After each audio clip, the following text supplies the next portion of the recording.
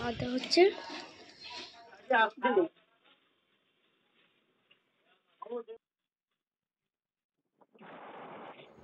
নমস্কার বন্ধুরা, তোমাদের সকলকে জানাই সোনাই লাইফস্টাইল অ্যান্ড ক্রিয়েশনের নতুন একটি ব্লগে স্বাগত।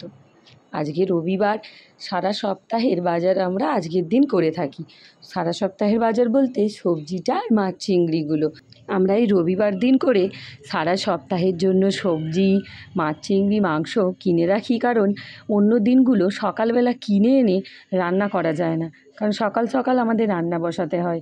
ক্রিসের পাপা অফিস যায়, বাবা করতে যায়, একসাথে সব কিনে এনে ফ্রিজের মধ্যে রেখে দিলে কোন দিন কোনটা রান্না করব সেই মতো বের করে নিলেই হয়ে যায়। আজ ক্রিসের পাপার সাথে আমি মাছের বাজার গিয়েছিলাম, সেই জন্য ভাবলাম আজকে তোমাদের সাথে সেটাই শেয়ার করি যে আমাদের এখানে কত রকমের মাছগুলো বাজারে পাওয়া যায়।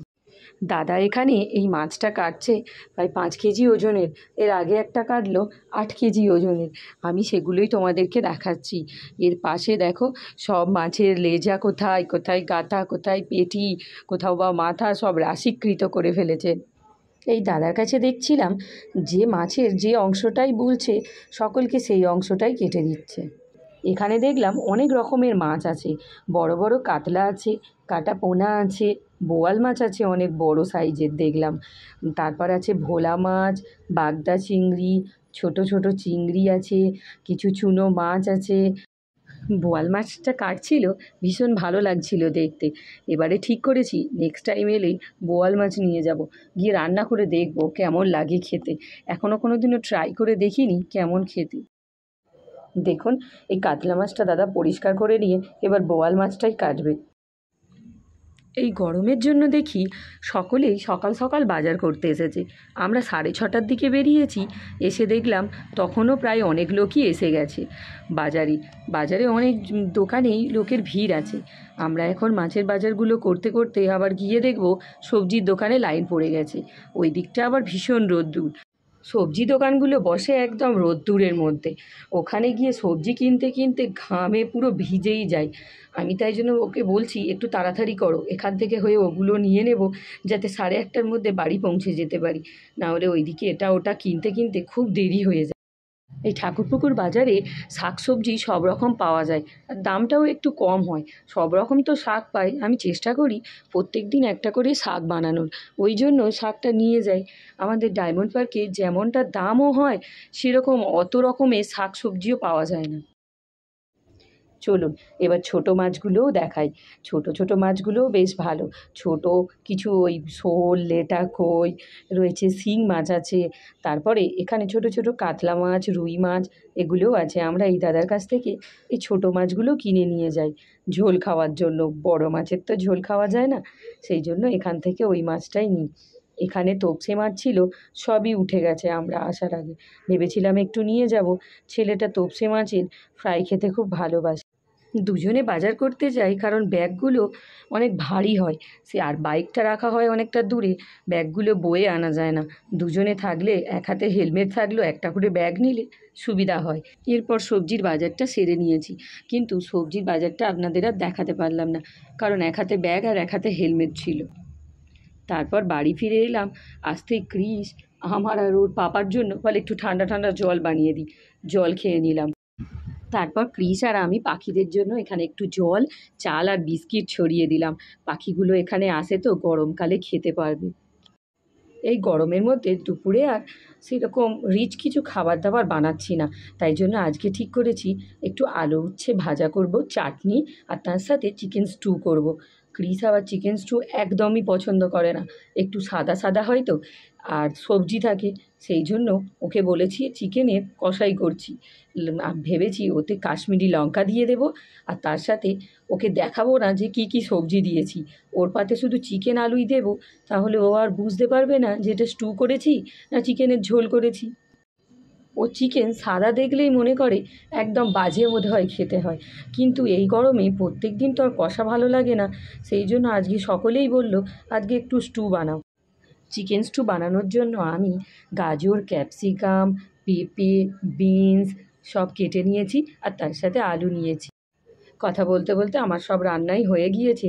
এবার একদিকে দিয়ে দিয়েছি ভাত বসাতে, আর আরেকদিকে দিয়ে দেবো চিকেনটা প্রেশার কুকারে। কারণ একটা সিটি দিলেই চিকেন স্টু রেডি হয়ে যায়। চিকেন স্টুয়ের জন্য আমি আগে চিকেনটা ভেজেই নিয়েছিলাম, তার জন্য বেশিক্ষণ লাগবে না। সবগুলো এখন তুলে দিচ্ছি প্রেশার কুকারে, আর একটু জলটা গরম করে নেব। সবার পরিমাণ মতন 1 কাপ করে জল দিয়েছি, দিয়ে ওটা গরম করে তবে জলটা ঢালবো।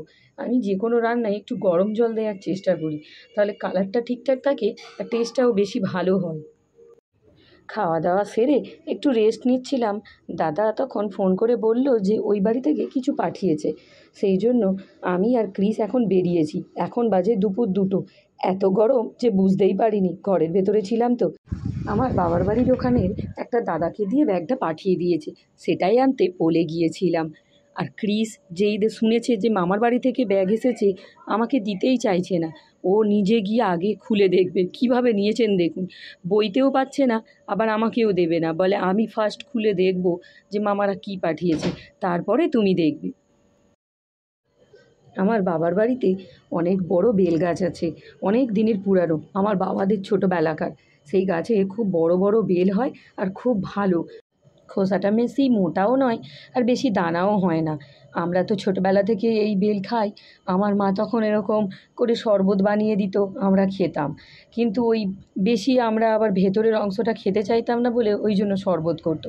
আমরা বেশি খোসার গায়ে যে অল্প অল্প শাঁসটা লেগে থাকতো ওটা খেতে পছন্দ করতাম। এখন করে তো বেল গাছটা এত বড় হয়ে গিয়েছে যে উঠোনে পড়ে মায়েদের, আর সবগুলোই ভেঙে যায়, ফেটে পড়ে যায় তো আর খাওয়া যায় না। তাই জন্য অনেক দিন ধরেই ভাবছে পাঠাবে, আর পাঠাতে পারছিল না, কারণ একটাও গোটা গোটা পড়ছে না। কাল পরশুর মধ্যে মনে হয় পড়েছিল। মা গোটা পড়েছিল বলে রেখে দিয়েছিল ফ্রিজের মধ্যে। আর আমাকে ফোন করে দাদা বলল ওই জন্য যে একটা দাদাকে দিয়ে পাঠাচ্ছি, তুই এসে নিয়ে নে। সেটাই আনতে গিয়েছিলাম দুজনে। বেল দিয়েছিল, আর আমাদের গাছে তো তোমাদেরকে দেখিয়েছিলাম অনেক পাতিলেবু হয়েছে ছোট ছোট, তখন ছিল খুব ছোট, এখন বড় হয়েছে। সেগুলো পাকতেই একটু তুলে পাঠিয়েছে। আমরা ওই লেবু জল খাই না, ওই মায়েদের ওখান থেকেই আসি। এই 1 মাস লেবু কিনেই খেয়েছি, কারণ ছোট ছোট লেবু ছিল তো, তাই জন্য তুলতেও পারেনি, পাঠাতে পারেনি। আর এখন বড় হতে মা পাঠিয়ে দিয়েছে। এই একবার করে পাঠিয়ে দেয়, প্রায় 1 মাস আমাদের চলে যায়, আবার পরের মাসে এইভাবে দিয়ে দেয়। এইভাবেই সারা বছরটা কেটে যায়। আমি এখন সকলের জন্য বেলের শরবত বানাচ্ছি। বেলের শরবত বানানোর জন্য আমি ফ্রিজ থেকে আগেই ঠান্ডা জল, তাতে লবণ আর চিনি দিয়ে নিয়েছি। অনেকে চিনি খায়, অনেকে গুড়ও খায়, বাট গুড়টা দিলে একটু নোনতা বেশি হয় বলে কেউ খেতে চায় না, সেই জন্য আজকে চিনিই দিয়েছি। আর লবণ দিলে বেশি অ্যাসিডও হয় না, ওই জন্য লবণটা অবশ্যই দিতে হয়। লবণ দিলে চিনিটাও ব্যালেন্স হয়ে যায়। তাই লবণ চিনি সব দিয়ে ভালো করে আগে গুলে নিয়েছি, তারপর বেল দিয়েছি। আর আমি আগেই বললাম না, আমাদের বেলের বেশি শাঁসটাই থাকে, দানা বা ওই ছিবড়েগুলো বেশি হয় না, সেই জন্য সুবিধাই হয়, ছাঁকতে লাগে না।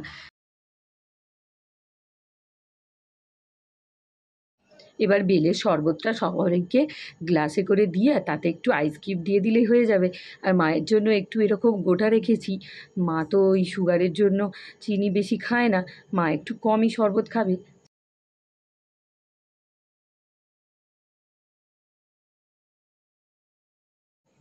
চলুন, কথা বলতে বলতে আমার পুরো কমপ্লিট হয়ে গেছে। এবার সকলকে ডাকি, ডেকে আর দিয়ে দিই।